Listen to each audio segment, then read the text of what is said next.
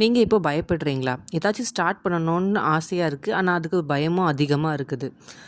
ஒன்று சொல்லட்டுமா? பயம் இருக்குதா இல்லை ரிக்ரெட் இருக்கான்னு யோசித்து பாருங்கள். மேக்ஸிமம் பயத்தை விட ரிக்ரெட் தான் அதிகமாக இருக்கும். ஃபெயில் ஆகிடுவோமோன்ற பயம், மக்கள் என்ன சொல்லுவாங்களோன்ற பயம், இல்லை நம்மளால் முடியுமான்ற ஒரு டவுட்டே நமக்கு இருக்கும். அதனால தான் நீங்கள் வெயிட் பண்ணிகிட்ருக்கீங்க. நாளைக்கு ஸ்டார்ட் பண்ணலான்ட்டு தள்ளி போட்டுகிட்டே இருப்பீங்க. ஆனால் அந்த நாள் வரவே செய்யாது. நீங்கள் இப்படி தள்ளி போட போட ஒரு நாள் வரும். அன்னைக்கு நீங்கள் திரும்பி பார்க்கும்போது உங்கள் லைஃப்பில் அந்த பயம்லாம் சுத்தமாக இருக்காது. ஒரே ஒரு கேள்வி மட்டும்தான் இருக்கும்.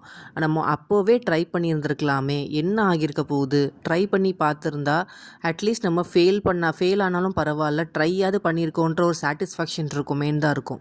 பயம் ரொம்ப டெம்ப்ரரி தான். அது கொஞ்சம் நேரம் மட்டும்தான் இருக்கும். உங்களோட ப்ரெசென்ட்டில் மட்டும்தான் இருக்கும். ஆனால் ரிக்ரெட், நீங்கள் வருத்தப்படுறது லைஃப் லாங் வருத்தப்படுற மாதிரி ஆயிரும்.